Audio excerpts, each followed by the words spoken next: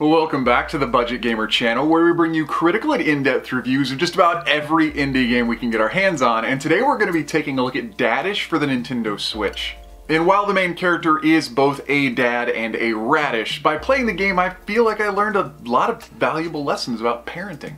But as a platformer, we probably don't expect that there's going to be much of a story, and at least initially, or explicitly I should say, there really isn't one. The opening graphics show us that Dadish is asleep while his little radish babies are playing in the radish patch, and following a little red balloon that just happens to sail across the screen, they all disappear into a land of utter chaos. And so therefore we have the motivation established on behalf of Dadish to go and find his little babies before they get into too much trouble. The entirety of the game is divided up into a few different worlds, and you may already be seeing heavy Super Mario World themes. But despite having no main overworld map, each of the worlds is divided into several levels, one level for each of the Dadish's children. And while this is a classic archetype of platformer, one of the things a lot of players might be a little bit confused by is the fact that there's no ability to combat, none at all. Which I suppose makes sense because you're playing a game as a radish. Thankfully though, unlike an actual radish, you don't just kind of sit there and wait for the world to happen around you, you are given a double jump, but that is it, that's all you get.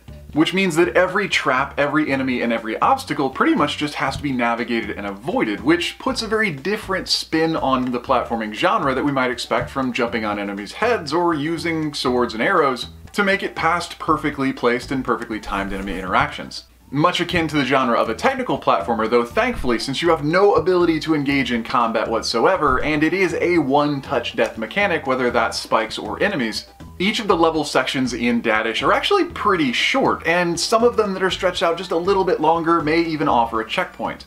And so thankfully, while you will probably be dying quite a bit, especially if you're exploring for the collectible stars, there is no leveling and there is really no progress to lose if you accidentally take a spike or a falling platform to the face. One of the interesting things to note though, and I think one of the reasons besides the liberal puns and dad jokes, one of the reasons I enjoyed it was the fact that the controller setup is really intuitive no matter what type of system or console you're used to playing on. Direction can be handled whether it's the joystick, directional buttons, or a D-pad. Everything on the left side of the controller works for your directions. And as you probably should expect, though I really didn't until I started fiddling with the controller, all of the action buttons are jump. So whether you're used to playing with A, B, X, or Y as your jump commands, all of them are.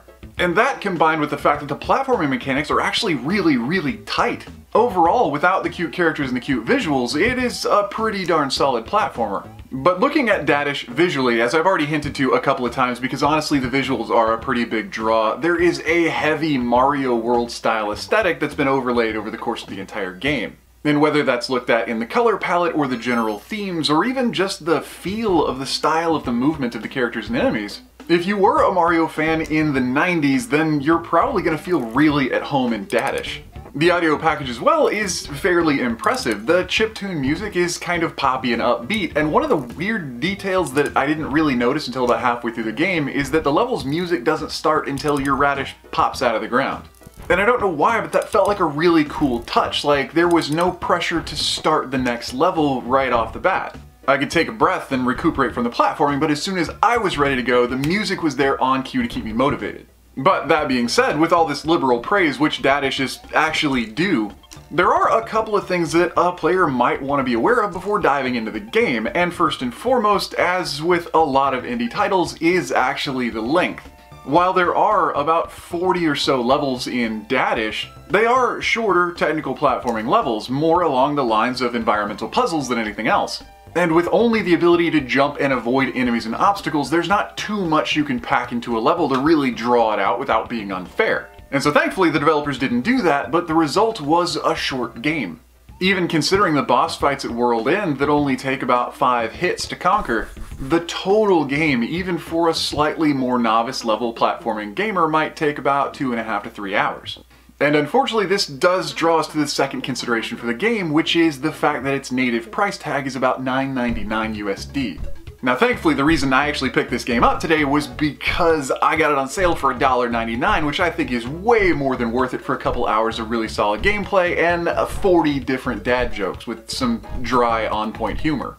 But other than that, as it is simple, as it is straightforward, and as it is very short and very well done, There's really not much else to critique about the game, and in all honesty, I'm really looking forward to Dadish 2, which is scheduled to come out soon, I think.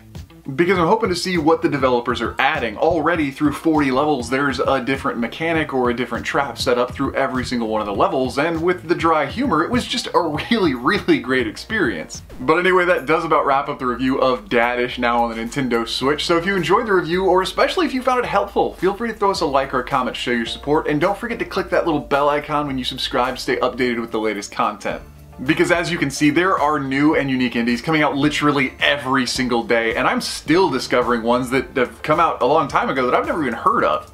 But as we are one of the only YouTube channels that exclusively covers smaller indie game titles, chances are, whether it's an easy hard pass or an absolutely unforgettable gem, you're gonna find out about it right here. But anyway, this has been The Budget Gamer, so as always, thanks for watching.